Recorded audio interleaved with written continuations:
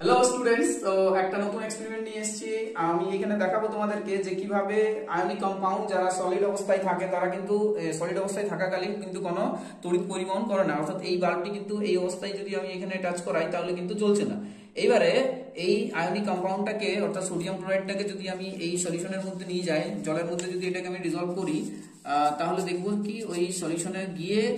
তারা আয়ন্স ফর্ম করে and definitely সেই আয়ন্স গুলোর জন্য কিন্তু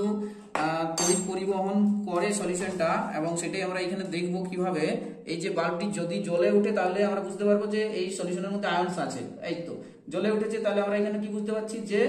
এই সলিউশনের মধ্যে আয়ন্স আছে এবং আয়ন্স গুলোই কিন্তু এই ইলেকট্রিক্যাল কন্ডাক্টিভিটির জন্য দায়ী, রাইট? তাহলে কি বুঝলাম এখান থেকে আমরা যে আয়নিক কম্পাউন্ড যারা হয় তারা কঠিন অবস্থায় কিন্তু তারা তড়িৎ পরিবহন করে না, এবং তাদেরকে যদি আমরা সলিউশনে নিয়ে যাই তাহলে তারা অ্যানায়ন এবং ক্যাটায়ন